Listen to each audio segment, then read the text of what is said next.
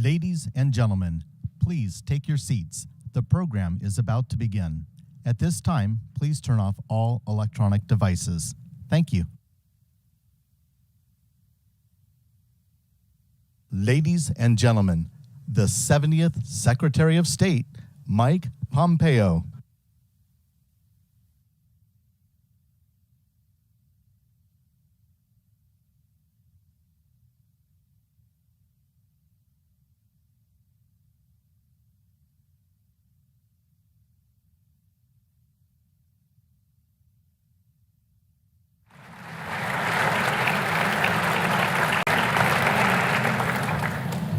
Wow.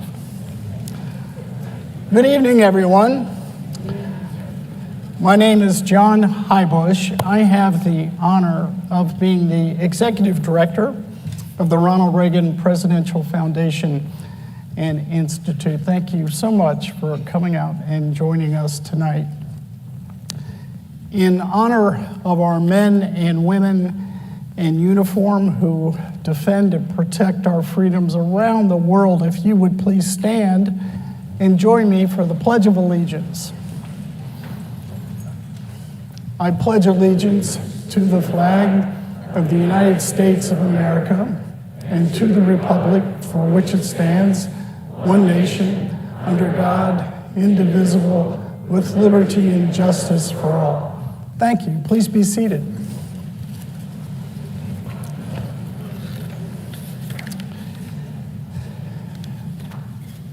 Before we get started, we have a few special guests in the audience I want to make sure we recognize tonight. And I'll start with former Congressman Elton Gallegly and his beautiful wife, Janice.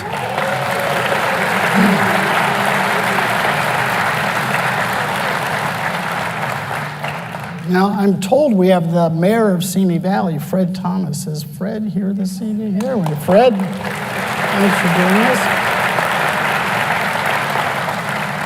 And Simi Valley Council Member Rocky Rhodes. Rocky, there you are. Good. Thanks for joining us. I want to extend a warm welcome back to our guest speaker tonight, Secretary Mike Pompeo, who was last here in 2021 as part of our Time for Choosing speaker series, which was focused on the future of the Republican Party. Having read all 416 pages of your new book about never giving an inch, Mr. Secretary, it was not lost on me when I read it that you are ready to continue that conversation. He has crafted a great read that I am sure you as the audience are going to enjoy. And in the process, he has offered the Republican Party and our country an America First leadership model for the future. This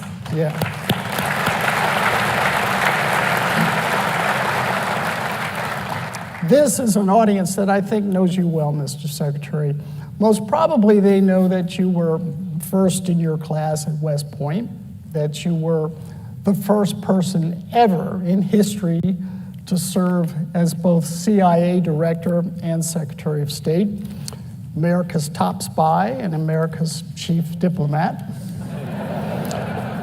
They might also know that before you were elected to Congress, you came straight out of the business community. But what I want to make absolutely sure this audience knows is that for just about your entire adult life, you have shared a commitment to advancing the values and vision of Ronald Reagan.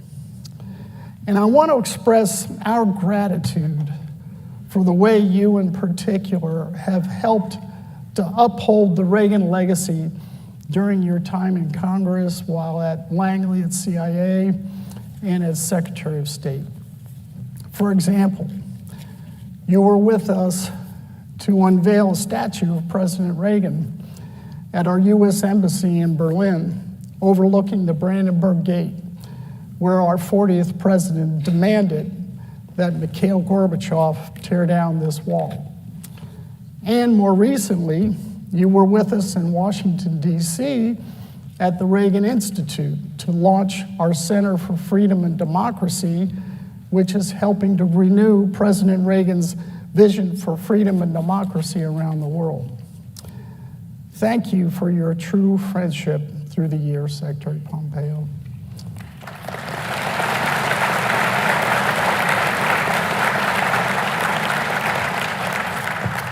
You know, President Reagan once said of his Secretary of State, George Shultz, quote, "America was blessed with a man of exceptional character and qualifications for such a vital position." Well, I am absolutely certain he would say the same of you and your service in the vital positions that you've held, and perhaps the vital position you may well hold in the future.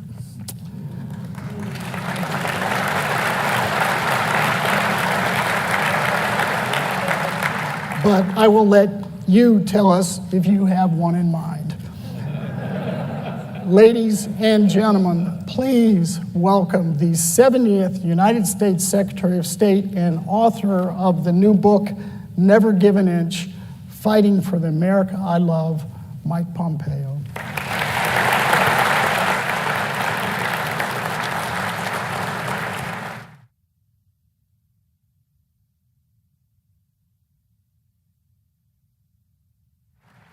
Thank you all.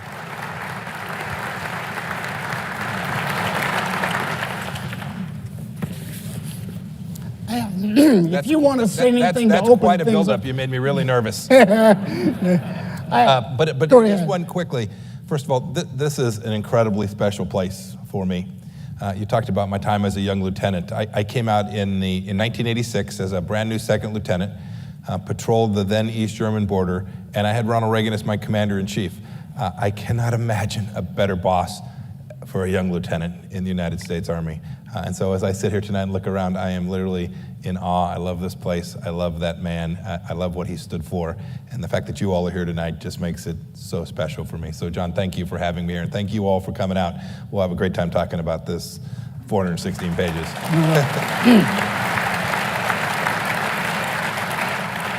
Well, thank you, Mr. Secretary. Now, I want to talk about the 3 or 4 years before you became that first lieutenant, second lieutenant, West Point. So every time I read your bio, it always properly, rightly says graduated first in his class at West Point. But I wish I had that in my bio. I mean, that's a big, big deal. How does someone successfully graduate in that spot? I don't know. It's kind of funny. When I have classmates of mine from the class of 1986 around, and they're sitting at an audience at an event, and I get introduced that way, they just like roll their eyes. Like, dude, that's 40 years ago. Like, do something. Rightly so. West Point it gave me this incredible insight into the way we train leaders in the United States of America, the things that work. And I don't know how we ended up doing that well. I was a good student. I worked hard, and the Lord smiled. Other than that, I have no answer. Yeah, well, it is a big, big, big deal. You use a term throughout this book, and the moment I read it, I think I know what he means, but I'd like you to explain it to the audience. And it's about being a pipe hitter. Oh, yeah. So it's a term that I had heard a couple times, but never in the same context. I was a brand new CIA director. I had a chief of staff named Brian Carbaugh, an amazing patriot, 30-plus year CIA officer, now retired. And he was helping me put the team I needed on the field. And I followed Director Brennan, who had a very different vision for the CIA. That's my diplomat coming out to me. That's as polite as I can put it. And so we were rebuilding some of the structure and the people, because these people matter. Everybody who's run any organization knows that the team makes all the difference in the world. And so we're going through names, and we'd brief and talk about it, and I'd say, what do you think? He'd go, not a pipe hitter. And we'd come to someone, I'd say, what do you think? Oh yeah, she's a pipe hitter, gotta have her, get her going. And it was this idea of someone who was prepared to do the right thing for America every day, to speak truth, right? When they think you're wrong, they'll let you know. They weren't gonna let anything get in their way of total victory, right? They were gonna fight. If you told them to go climb the mountain, they were damn well gonna get to the top of that mountain. And that's what pipe hitters are. We've kind of picked it up along the way. And the blessed thing about our country is we have lots of them, and we need to empower them. And I was able to do that at CIA, find these amazing group of people who helped put us in a place where when the president called for something that was hard and difficult, the agency was prepared to do it. Yeah. You talk about smarts, but something else which you certainly don't wear it on your sleeve is your faith. You take your faith very seriously, and I get a sense it's ingrained in just about everything you do. Is that right? Yeah, it is. I get asked all the time, well, how did you separate the fact that you're an evangelical Christian believer and your duty to America? And I never understood the question. And I don't mean that facetiously. I never understood it because it informs the way I think about the world, the way I try, and I fail at this, the way I try to interact with every human being, and how America should think of its place in the world, but it informs our understanding of humanity. And so my role as a Christian believer and my role as a CI director, they dovetail perfectly. There's not conflict there, which the media would have you suggest. And then, I had a chance to live some of it out. By the way, you didn't mention, my wife and I taught 5th grade Sunday school for years. Best preparation to be Secretary of State. Now, if you can, you all know, I can see some of you nodding. You can keep 5th grade boys in their seat for an hour. I mean, my gosh. Chairman Kim's got nothing on them. I had a chance to help advance the cause of religious freedom around the world. It was really important to what we were trying to do. It makes America more safe when countries are free. The CIA had a problem with officers who needed help, and so we built a chaplains corps. Much like, for those of you who served in the military, you have chaplains that help soldiers around the world when they have problems. We built a chaplains corps inside the CIA. I fought just about every lawyer there to bring that across the line. And we just made life better for CIA officers and their families who are of faith. Not just Christians, Jews, Muslims, everybody had a chance to be more connected to their discipline, their faith as well. So it's always been an important part of my life, or at least since I've been an adult. And this nation understands, I think people in this nation understand that if we walk away from our history, our Judeo-Christian founding, then there's very little that ties it down and moors it. There's very little bedrock like that, and we need to get back to that. Yeah, well said. Yeah. All right, so I have some great CIA questions for you. It's funny you say that. This book was much better before the CIA cleared it.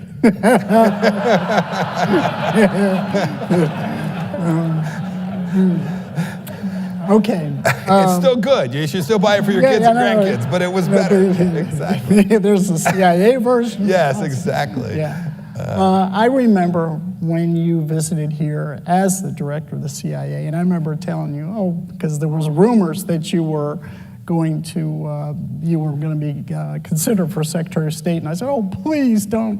Not because you wouldn't make a great Secretary of State, you did, but I just knew you were doing so well at the agency, and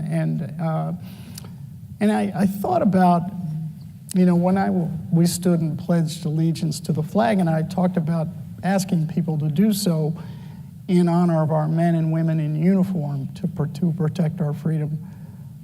But these dedicated people at the CIA without a uniform put their lives on the line every day, and they do so essentially anonymously. Yeah. Tell me, what kind of person does it take to be that kind of person at the CIA? Yeah, certainly the operational folks, including a very special group of people called SAC. This is essentially the clandestine paramilitary forces of the United States. These are amazing people. A lot of them are veterans themselves, so they'll spend 6-7 years, often special operators in our armed forces, Air Force, Army guys, Marines, Navy folks, and then they come and be part of this team. These are great people who do this very quietly in the dark. There's an advantage to that too. What's the the best thing about being the CI director is no media. Yeah. It is lovely. But they're great people, and it's not that they don't screw up. It's not that the CI doesn't make mistakes. They get it wrong. We got it wrong on our watch too. But by and by, these are truly committed patriots, trying every day to get it right. They are, of the organizations I observed in the government, the working level folks at the CI are the least political people I met. They're more like young soldiers, young enlisted soldiers. Tell me what mountain to go climb, tell me where to go, and I'm going to go do it. I don't care who the president is. It's not about politics. It's about delivering the information that decision makers need to make world-class decisions. And it was an absolute joy. When the president asked me to be the Secretary of State, I was, of course, humbled and honored, but man, I loved what I was doing. Yeah, I bet. If the average person watching from the sidelines and politics is playing out and Trump's the president, people, oh my gosh, well, he must have been such a difficult man to work for because of the chaos and the Trump and the tweets and that. But yes, I've heard that before. I also think, though, that whether as director of CIA or Secretary of State, there was an advantage in that for you, in that unpredictability can oftentimes play to our advantage. And with you in those roles, I have to imagine that might have helped sometimes. Yeah, John, it's very true. I actually remember, it reminds me of when I was here as the CI director. I was on stage with Director Panetta, and Brett Baer, I think, was the moderator, if I remember it right. And Brett asked he asked this differently. He said, "How do you survive the tweets?" Or something like that. Something like that. And Director Panetta gets this big smile on his face, like, I can't wait to see what he says. And so I leaned in and said, oh, they're enormously helpful. Which there was enough truth that my mother would have approved of that. But your point about the unpredictability was spot on. Just think about the contrast. I would travel as Secretary of State, and the first thing the foreign leader would often ask me is, tell me about your boss. Right? And they didn't know him, that uncertainty. And then I could, of course, fill that in the way that was appropriate, truthfully, but highlight the things that made us and America have leverage in the relationship. Contrast that with our current president. I don't mean this politically, but I mean he's been in public life for 50 years and everybody knows him. Right? He's been to these countries, these leaders know him. His level of predictability is very, very high. And so they have a better read on the things they can do and not do. And with us, there was a lot more uncertainty. Uncertainty. I was the 70th Secretary of State. He was the 45th president. More turnover in my gig than his. And I would check my phone every morning. No tweet, go to work. No, it's true. It's absolutely true. But one more thing about President Trump and working for him. He was a great boss. I had the advantage of I spent lots of time with him when I was the CI director. He wanted the director to come brief him, which is not typical. I would do the daily brief when normally it's some very capable CI officers. And by the way, you should know I brought a capable CI officer with me, so it wasn't just me winging it.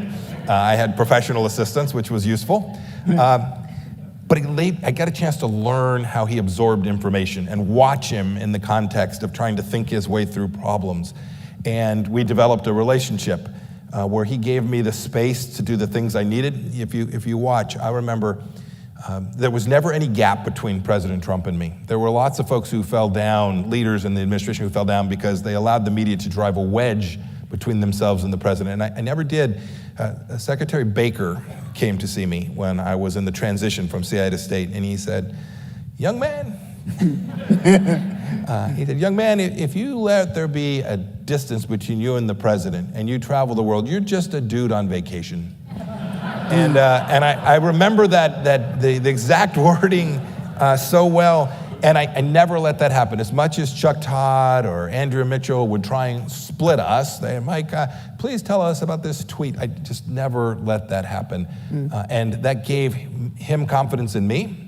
And in turn, it allowed me to project what we were trying to do as we tried to deliver good outcomes around the world as well. Yeah, Bravo, it was, bravo, yeah.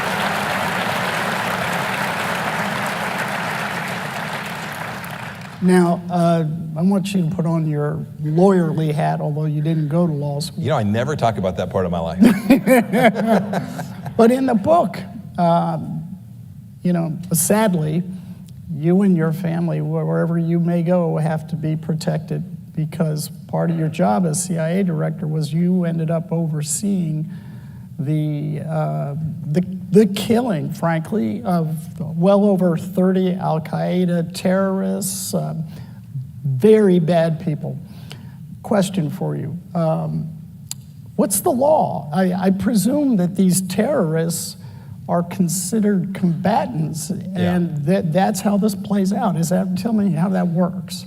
Yes, no, there is not an action that even comes close to killing someone that there aren't 100 lawyers looking at, but much to my chagrin, from time to time.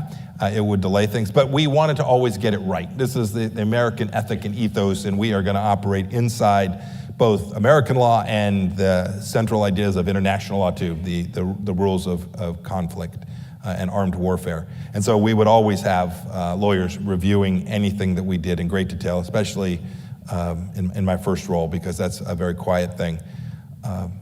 That's the right way to do it. We made America safer when we made what are deeply consequential decisions. We also always knew, especially when we were taking actions in complicated places, that bad things happen, mistakes happen. Missiles come off rails, people move in the middle of actions. You have intelligence reporting that turns out to be incomplete or inaccurate. And so there was always enormous precision and caution to make sure that we were getting that right. And you know, of all the things, frankly, there's a lot of things we didn't get right every day. And there's so much I'm proud of, but one of the things that I am most proud of has to do with actually my teams. We took a lot of risk, and I write about risk. There's a couple chapters devoted for how one thinks about risk in the world, and the fact that America has to take more risk to actually save money, lives, and our society. But in spite of all the increased risk I encouraged our team to take, we were blessed. I didn't have a single person under my command killed during my watch. Yeah. It was, we had our fair share of, oh my goodness moments, but the Lord was smiling. But I also think that we had done the hard work, to your point. We'd done the reviews, both tactical, operational, and legal, to put our team in the best position to execute the mission with the elan that you deserve every day. Yeah, well said, well said. Tell us about Mossad. I mean, you know, if you go to the movies, you read books, and you just say, oh my gosh, the Israelis got it right. And so, tell me. It's funny you mentioned that after talking about lawyers. They don't have any. It's you can see I'm a touch envious. So, you know, the very first trip I took as CIA director was to Israel to meet my counterpart, a fellow named Yossi Cohen. We are still dear friends to this day. He was a real spy, unlike me. He'd spent 30 plus years working for Mossad on the ground and had done some amazing things for them.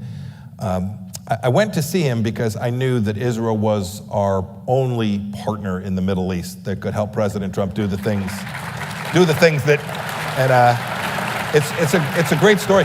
There was always competition, John, between CIA and Mossad, right? CIA is big and powerful, and we have great movies. And Mossad is a smaller but incredibly capable operating force. And so it was always, we're better. And Yossi and I cut a deal that day. We said, we are not going to let that happen on our watch. We are going to go build out a structure together that when Prime Minister Netanyahu and President Trump ask us to do something really hard to solve the problem with Iran, we're going to be ready to do it. And so we took two teams, we put them together. We read them the Riot Act, saying, this is not about who's better than who. This is about defending the things that matter to our two countries. and we did really good work. To this day, when something blows up in Iran, whoever sees it first calls the other one, and we just laugh and hang up. Yeah, it's fun because we know the Iranians are listening on our phones, and we know that it must drive them crazy. It doesn't even matter if it had anything to do with us. We're trying, right back at you. Yeah. I knew this was going to be a great event. They are an important security partner, Mossad, and frankly, the Israeli security forces, even more broadly, that are really important security partners to keep American lives safe every single day.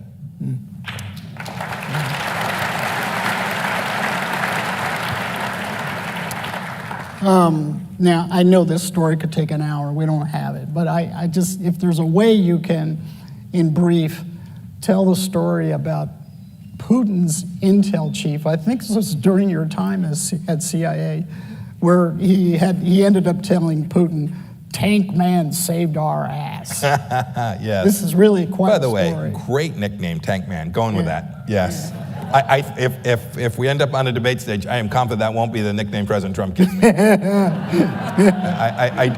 don't know what it will be, but that won't be it. So the CIA learned of a terror plot that was going to take place in St. Petersburg. Chechen terrorists, they were going to blow some stuff up. We passed this information to our counterparts in Russia. So they take down the plot. They did the hard work. It was amazing. And the story that's fun about this is I get a call from President Trump, and he says, I can't remember, I was traveling somewhere in the world, and he said, "Mike, you're not going to believe this. I just got off the phone with Vladimir Putin, and he's about to issue a press release thanking you personally." And you will remember what time this is. I thought to myself, I'm going to get impeached too.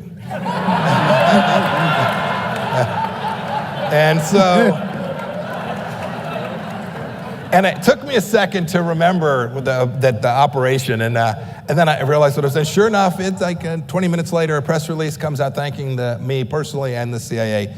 And what was great about that is we certainly saved Russian lives with the information that we gathered.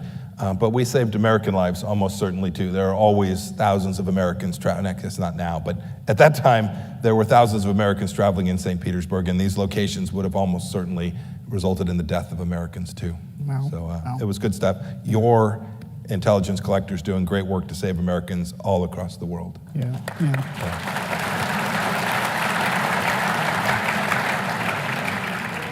I was fascinated to read in the book that you inherited a certain set of circumstances as a result of the approach that Obama and his administration took towards CIA and state.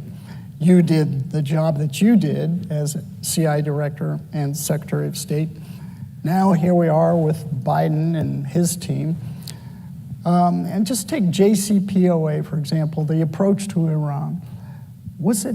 Is it frustrating to you that, with democracy, we vote, we change administrations, but we are reverse first gear, in, out. Yeah. How does that affect America's reputation with our allies and even our enemies? Yeah, John, it's a good question, and that's a good example. There are other places where there's more continuity, that is from Republican to Democrat and back. There isn't that abrupt 180 change, but a handful of things there certainly are, and the Iran file has been one of those.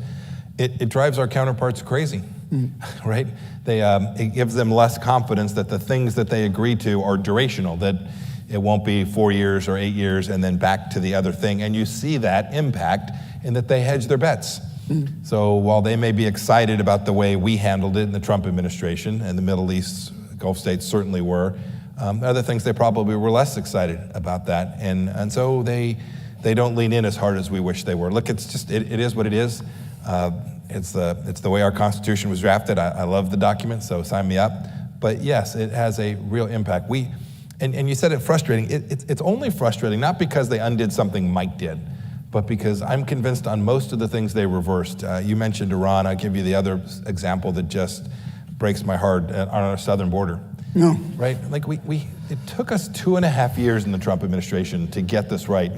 People forget the president's first efforts to build the wall and enforce the rules were thrown out by the Ninth Circuit, your lovely circuit here in California. And so it took us a while to get it right. And in Never Give an Inch, I talk about the fact the president literally said to me one day, I hadn't been the Secretary of State long, he said, "You, go to Mexico, stop the caravans." Like, and then you have to love him. He turns to the White House lawyer, a great guy named Pat Cipollone. He says, "Hey, Pat, you go with him. Make sure he doesn't get in trouble." Or something like that. And so it was a whole team. It wasn't just the two of us. And the president gave us the leverage we needed. And you remember, this was dire. This was tough stuff. And so went down, met with President Obrador. Jared Kushner helped too. There were lots of hands in this thing. But we told him, look, you got to fix this. And here's what's going to happen to you if you don't. And we were very clear. And, I'm not sure he knew whether to believe me or not. And I could see it in his face. And his foreign minister, a fellow named Marcelo Ebrard, was sitting there too. One of my favorite socialists. And I love Marcelo. And they couldn't figure out if we were serious because we'd given them 14 days to fix it. And I remember saying to him, Mr. President, if you'd like to talk to the president, I have my cell phone right here. And he's like, no, it's good, Marcelo. And it took us a little more, it took us a couple, 3 weeks, and we got the caravans turned around and created what became Remain in Mexico. And it turned the magnet off. We slowed not only the illegal immigration, which is tragic in its own right, but there was less human trafficking, less fentanyl coming across the border. We've had 80 terrorists, people on the terrorist watch list come across the border in these last 2 years. Something's going to happen bad. I don't know when, but something bad, and the volume is staggering. And we had it right. They undid it, and it breaks my heart because we have an obligation to get that right, and we're less safe as a result of that. So it's not about me and me being frustrated, just I think they've got the wrong end of the stick. Yeah.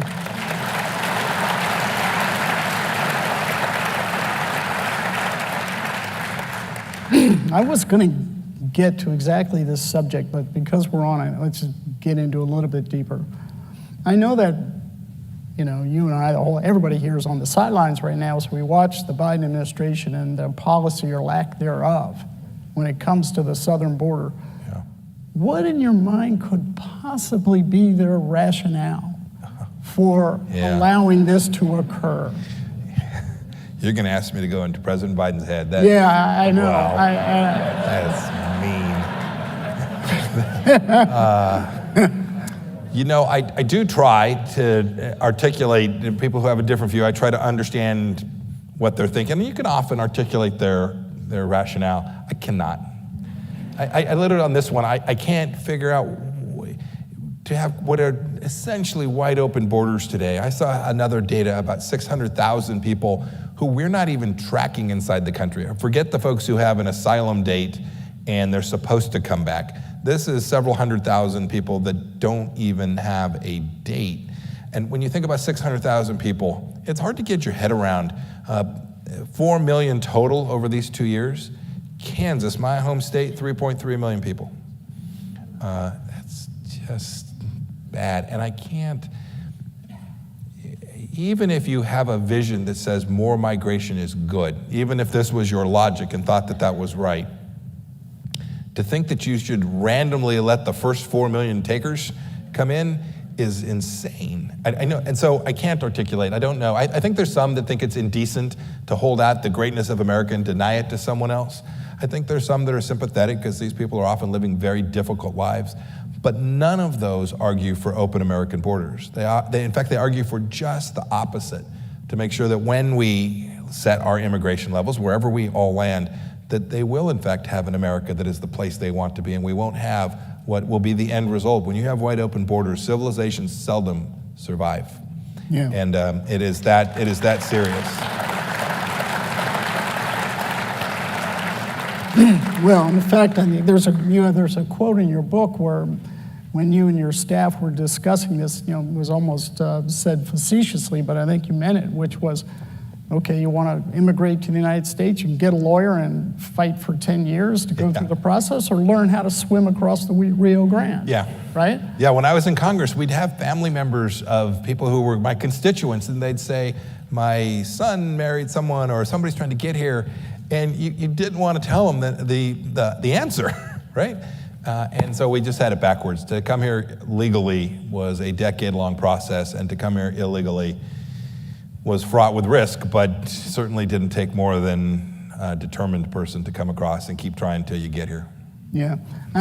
Backwards, fundamentally backwards. Yeah, I had longer-term concern, because before all this occurred, I know there was something like estimated between 10, 15, as many as 20 million people in America that were in the shadows. So now we're adding another 5 million to that number, and at the end of the day, it seems as though they'll never leave. We'll never put people on buses and wave goodbye. So it devalues the concept of citizenship. Yes, I think that's right. President Reagan understood this too. Remember, he does a big immigration program with the theory being, okay, fair enough, they're here. We will bring them out of the shadows into the regulated, rules-based citizenship, thinking that would in fact stop. And of course, not long after that, turns out right back in the soup again. This is the central tactic that has to be taken. Is you have to stop and enforce. You have to have a lawful immigration system that is enforced absolutely ruthlessly, because we can then make good decisions about who do we want, when do we want them, what skill sets do we want, a merit-based system that reflects the best traditions of our country. Yeah.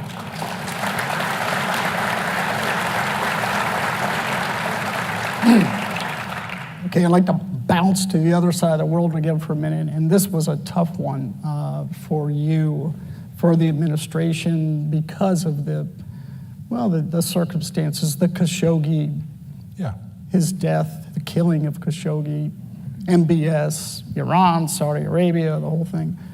You make the point that, as heinous as that situation might have been, our relationship with Saudi Arabia, there are so many things happening from the standpoint of allies behind the scenes where they are saving America in many ways. And I just want you to talk about the importance of the alliance. Yeah. So yes, there's been quite a kerfuffle around this issue from the book. And by the way, there was a challenge at the time as well. The Saudis sent folks to the consulate in Turkey and killed Jamal Khashoggi. Cold-blooded murder, terrible. We then had a decision. What do you do in response to that? You should note that, I don't want to be cavalier about it, but this is not uncommon in the world. It's a pretty mean, nasty place. And we concluded that we wanted to punish those who'd actually engaged in this act, and we ultimately I signed the sanctions for 12 or 13 Saudis, but we also knew that our mission set was making sure you all were safe. And as much as we wish for human rights perfection around the world, it's ephemeral, it's a fantasy.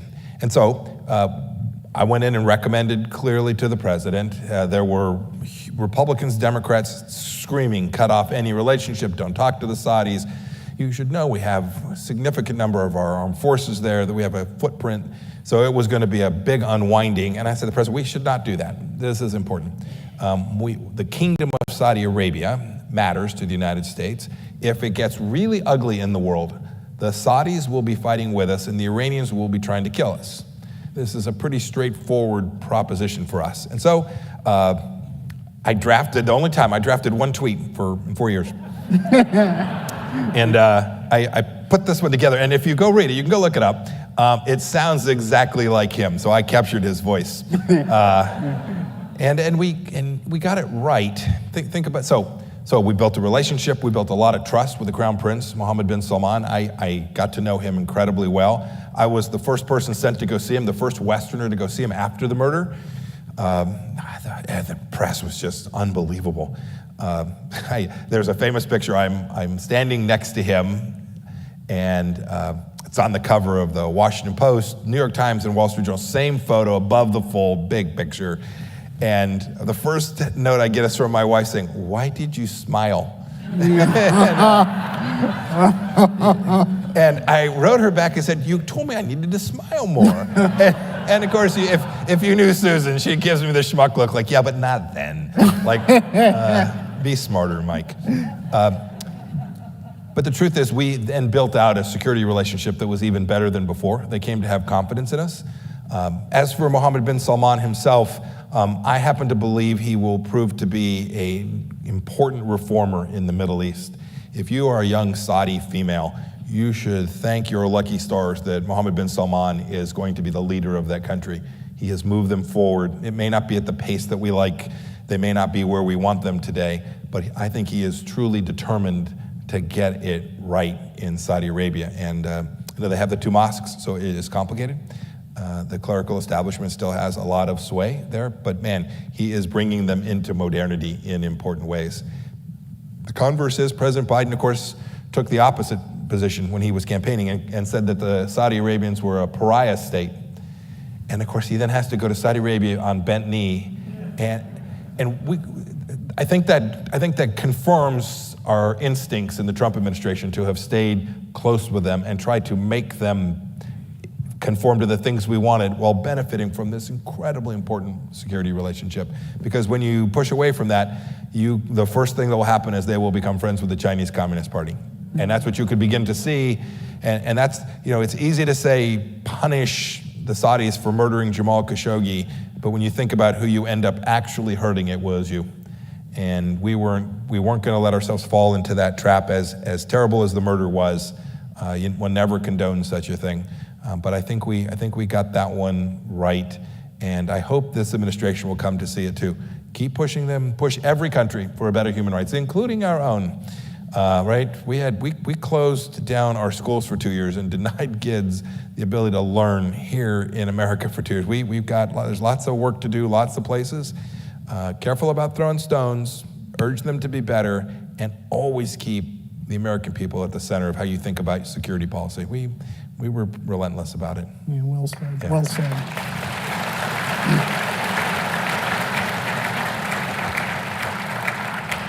In just a minute, I want to move to China because of its importance. I don't know anybody wants to move to China. Yeah. Well, at least to the topic of There China. you go. All right. And of course, Russia. Russia, yes. But before I do, could you talk briefly about one other monster risk that you took and did so successfully with Soleimani? Sure. Qasem Soleimani was the number 2 official in Iran. He was the general of their external terror operations called the IRGC, bad guy. He had killed 500 plus Americans, some of whom were my friends in the Gulf War, with improvised explosive devices. He was still at it when we came into office decades later. And so we had been trying to figure out what to do. Previous administrations had wanted to take him from the battlefield too. He was a general. And the answer was, you can't do it. He's popular, so popular in Iran, they will have to respond. It'll be World War III. We began to see the Iranians were, they'd taken down 2 American UAVs traveling in international airspace. They fired missiles into eastern Saudi Arabia, where we had lots of Americans, almost killing Americans. Think of Halliburton, Schlumberger, folks working at a big Saudi industrial energy facility, and we got lucky. And we were about to lose deterrence, which we didn't want to do on Iran. And then fate met. We managed to track his path. He was going to fly on commercial airlines because he couldn't fly a private plane. We'd simply take it out of the sky. He was flying on commercial airlines from Beirut in Lebanon to Damascus in Syria to Baghdad, and we had a plan. And so I went to brief the president. He was that day plotting to kill even more Americans. He was literally headed to Iraq to approve a plan that was going to kill a bunch of our fellow citizens. So I flew to Mar-a-Lago on December 29th of 19, briefed the president. I had Secretary Esper and General Milley with me, and recommended to the president that we end the plot. And he said, great, sounds good, which was something, because the rest of the world thought, boy, this will be World War III. So it was a very bold decision that he made. Easy for a Secretary of State to recommend, hard for the guy who's going to own it, and he did. When I got up to leave, I wanted to remind him. I said, Mr. President, don't forget, we're going to fire a Hellfire missile at an international airport, and we've never done that before. And he looks at me and says, don't F it up. Like, you know, Mr. President, it's not my missile. I'm a diplomat. Right? And the message received. And here's the great thing. This story has a wonderful ending. Your military did not screw it up. They fired a Hellfire missile at a moving vehicle going 60 miles an hour at an international airport and struck within 6 inches of the target, killing only the intended recipient. There you go. It's no other military. So three things from the fallout. First of all, no other military in the world could pull that off. So we should be incredibly proud of what we've built and the young men and women who carry it out. Second, the Iranians stopped bothering us for a while. They were in the days before that, on January 1st and 2nd, they were pushing vehicles through our embassy in Baghdad. And I had my officers at terrible risk, and we deterred them. Exactly how Ronald Reagan would have thought about deterrence is what we delivered that day. The last thought, it didn't just deter the Iranians. And when you think about this balloon we've had for this last week, like everybody in the world watches these things. The world watched that too. When we took that strike on Suleimani, knowing that everybody thought it would create World War III, and it didn't. Sadly, there were Americans injured. They responded. The Iranians fired missiles at Al-Assad Air Base. We had some Americans injured. It breaks my heart. But it didn't start World War III. And everyone watched it. Our friends like, oh my gosh, these guys are really different. I want to be with them. Yeah.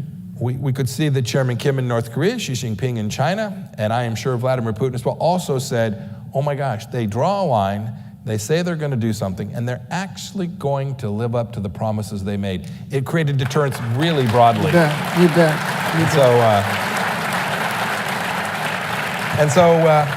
So it was a righteous strike, a lawful strike. It's impacted my life. I now have a great security team that keeps us all safe here tonight. No, I mean that. The folks who protect us, me, where I go, are amazing and remarkable men and women, and I thank them for it every day. We joke, they've got this $1 million bounty on my head, which my wife thinks is a little low. There's days she thinks it's too high.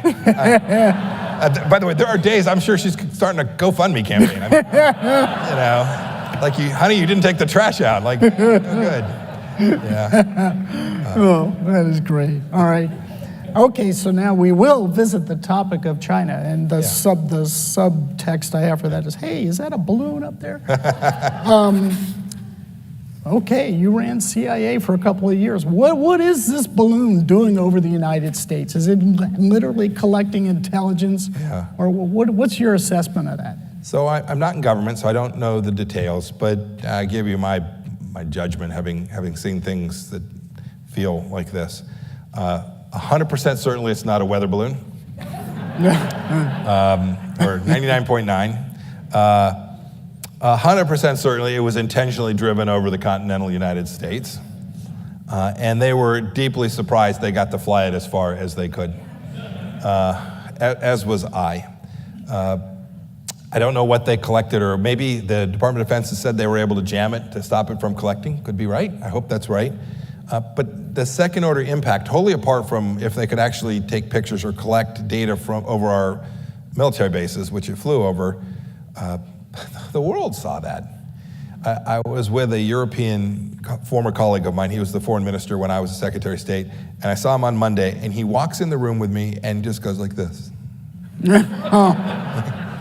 And he just said, like, we're watching this, and we're watching your no decision being made, and your airspace being violated with clearly a Chinese military intelligence device, and nothing. And so regardless of what it was actually doing, the perception is the antithesis of the Suleimani strike, right? It's the flip side of that. Now the world says, and Xi Jinping says, boy, if you're not going to defend the Aleutian Islands when this thing penetrates your airspace, what's the chance you're actually going to help Taiwan? Yeah. right? So we forget that the tactical piece of this, the collection, is problematic. The geopolitical risk associated with this is really risky. And when you begin to layer that on an administration that, right, that screwed up the departure from Afghanistan and had 13 Americans killed, we had a president that talked about a minor incursion in Russia being okay, and now a balloon, right? These things accrete over time. They aren't isolated incidents that are separate and independent. They are cumulative. Yeah. And boy, it just means that the bad guys are feeling pretty salty. What's the old Southwest Airlines line? They are feeling free to move about the cabin. Yeah. And that's just not. That's the exact opposite of what President Reagan talked about. It's not about sending the 82nd Airborne everywhere. It is about using America's economy, right? The same way we crushed the Soviet Union with the American economy. It's about using the American economy, American energy, American soft power, and having this big stick, this military behind you that convinces the bad guys to stay in a corner. Yeah. Well,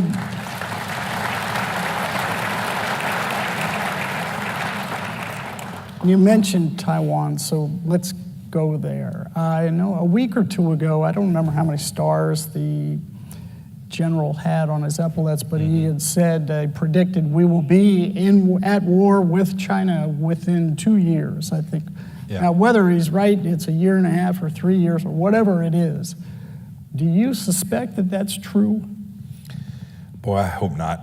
And it's not an independent variable. So the likelihood of that happening depends deeply on how we behave in this 1 year, 2 year period that the general was talking about. If we let the kind of things that happened with the balloon, if we continue to let the Chinese Communist Party infiltrate our universities and schools and research centers, if we let TikTok stay inside our system, if we do nothing when they put a virus across the world and kill 1 million Americans, the list is long. If we continue to appease, then he'll take a swing at it. He will. Xi Jinping is determined to create global hegemony. It's not a secret. He doesn't hide it. The timing is uncertain, but make no mistake about his objective. He wants us to live more like them, and we have to respond in a way that is forceful. It shouldn't be partisan, because this is going to be a long struggle. Right, getting supply chains out, the fact that we're dependent for our pharmaceuticals on China is just dumb. We are so connected to them in ways. So for 50 years, that's been American policy, right? Since Dr. Kissinger traveled to China in 1972, the policy's been engage more, they'll become more like us. And I know Dr. Kissinger was here. He's way smarter than me. He might have been right in 1972. It might well be. He might even have been right in 1982. But by 2022, no good. Proven false. And so we've got to do it. It's going to be a struggle, but we can do this. And if we do this well, if we demonstrate real resolve, then the probability that general statement about us being at war with them will be greatly decreased. He will see the costs, and he'll say, I'm not going to do that. No meeting between Secretary Blinken and Wang Zhishe is going to stop that. I don't mean that's not about, no meeting between Mike Pompeo and Wang Yi would have done that either. This is about demonstrated willingness to take the risks that are going to protect the things that matter. Yeah, and if, God forbid, if deterrence doesn't work, if we don't exercise peace through strength as President Reagan would, et cetera, we have a bit of a problem, right, in that Taiwan, as I recall on the map, is a little bit closer to China than it is to the United States. It's just a titch, yes. Yeah, exactly. So logistics, I mean, would not be an easy war to prosecute and win, would it? No, it's very difficult. It's why I am thrilled to see the Japanese stepping up. They're going to triple their defense budget as a percent of GDP. It's their backyard. They are the first people that will suffer. If you just stare at the map, very difficult to attack Taiwan without going through Japanese airspace. And so they will be in the middle of this. You should know we have a treaty guarantee to Japan. If they end up in a conflict with China, we are at least contractually obligated to come to Japan's defense as well. So this will get ugly in a hurry. Last thought on this. I know the general was speaking about a kinetic fight. He was speaking about armed conflict. the Chinese Communist Party has been at war with us for at least 40 years as an economic matter. I mean, they built their economy on the backs of the American worker. They stole millions of jobs, billions of dollars of intellectual property. If you look at their fighter jets, they look like ours. That is not because we all landed in the same place coincidentally. It's because they stole it. And we've been naive, and we've turned the other cheek because we could make a bunch of money, and we thought they would change their way, and it has proven to be false. What do you think is their greatest weakness? Well, you mean Chinese Communist Party's greatest weakness? Yeah. The fact that you have one person making all the decisions. He screwed up the COVID thing inside his own country. Cost them, they say they had 1,000 people dead. I'm gonna, anybody gambler now, I'm gonna take the over.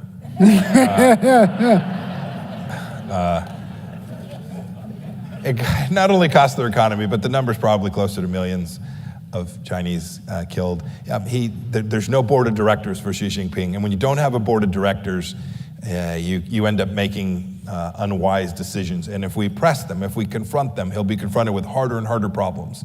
Over the medium and long run, they've also got challenges. They're not 10 feet tall. We're going to win this thing. But, you know, it takes a long, they have 1.4 billion people, although interestingly, fewer in 2022 than in 2021. So they have begun their decline. No country's ever turned that around. They won't turn it around either. They had a one-child policy for so long. They're about to have demographic decline, and that is tough to figure your way through. And so they got lots of problems. They got debt problems. They got real estate issues. Very complicated. They have 40 million marriageable age males that are unmatched, because when they had the one-child policy, it was all men that were being permitted to live. So it's complicated. Yeah, like if you're a 35-year-old Chinese man, it's like, that's tough. So they have them. And the other thing they don't have are friends. And we should remember this. We have all the friends. Sadly, they are now closer friends with the Russians. Indeed, they are providing lots of technology to the Russians in this war in Europe. But it's basically the Chinese, now the Russians, the North Koreans, the Iranians, and maybe the Venezuelans against humanity. And if we do this well, we'll have some 80% of the global GDP on our side of the line, and that doesn't bode well for the Chinese Communist Party's long-term success. And I hope, my prayer is that there will be leaders in China who will go back to a model that looked more like the China of 25 or 30 years ago, where they were still communist, none of that changed, but their desire to dominate the world was different, and they weren't prepared to engage in armed conflict to achieve it. And I hope those inside the country who want that will come into leadership over time, and it will happen if the West gets it right.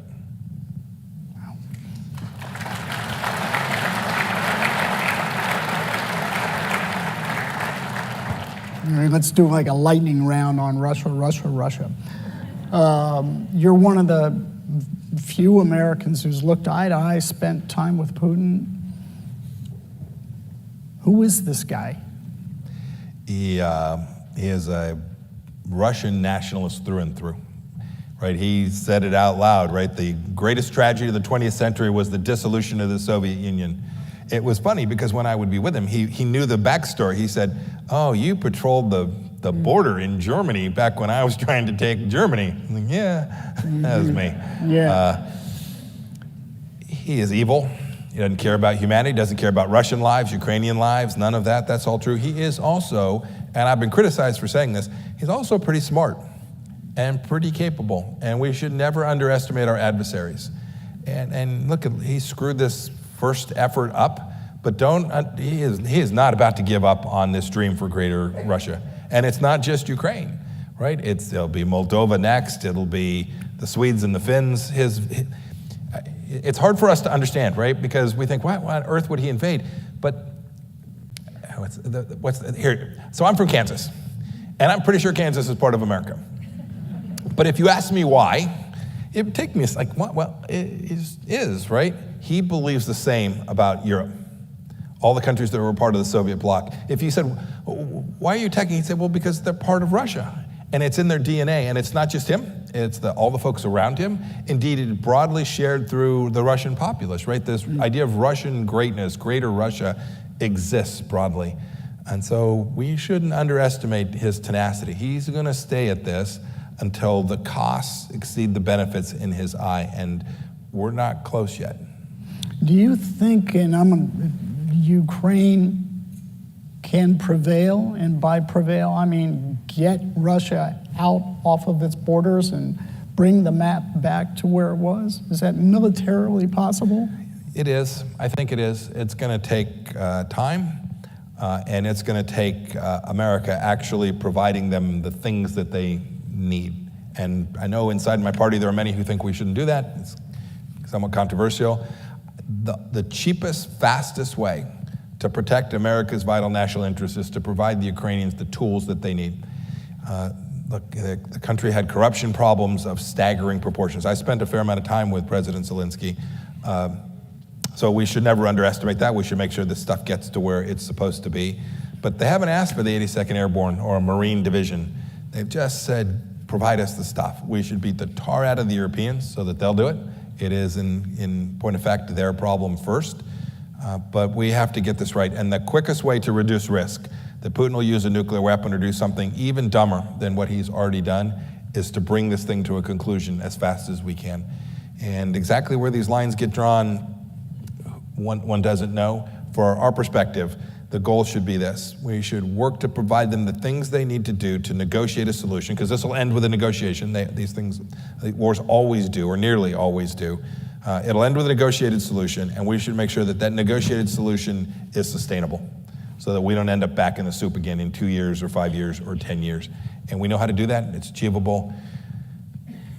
Just as we watch these next months and the Russians continue at this, he's going to conscript more people. He's going to stay at this. And if we decided tomorrow, boy, we've provided $21-23 billion worth of equipment to them so far. If we said, nope, we're done, we're not going to provide any more, it will not be long before he is pushing on NATO borders, and we're right back thinking about even a harder, more complicated problem very quickly. And so from my optic, I wish we would have done more sooner, faster. I think we could have had the chance to bring it to an end more quickly. I have so many more questions, but we're going to be out of time. So let me just ask you to, as we close this out, Mr. Secretary, what are you most proud of? Oh my goodness. What am I most proud of? I haven't thought about that much. I guess the easy answer is my son got married. Really happy about that. Mm-hmm. Yeah. Exactly. Here I'll tell you from the administration, it's not any particular thing, because history still hasn't written the final word on any of it. The Abraham Accords were a heck of a good deal for us in America.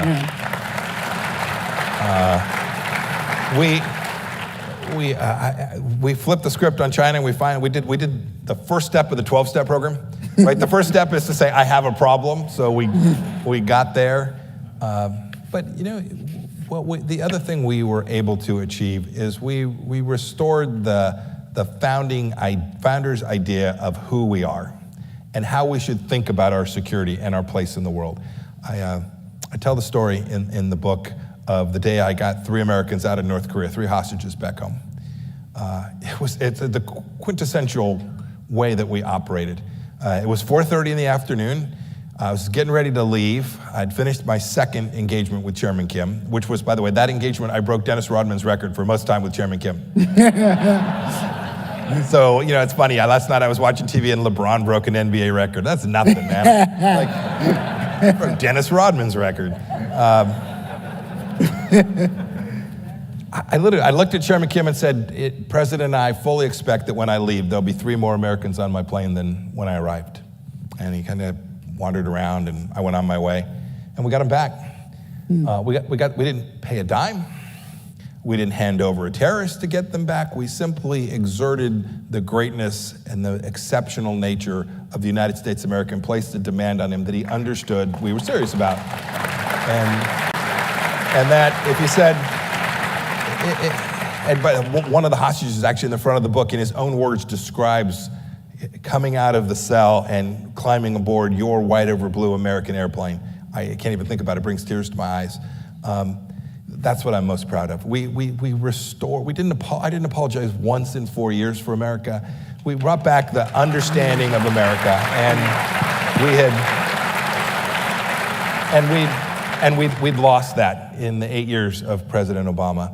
And we brought it back. And if you said, what you're most proud of, that's probably it. Neat, very neat, very neat. You know, I know you're considering a run for the president. I would.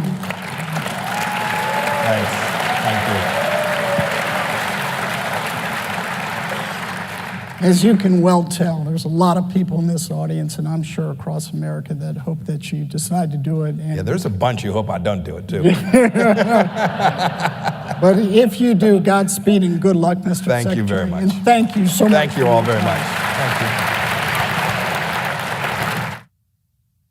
you. Ladies and gentlemen, please remain seated as our special guests leave the building.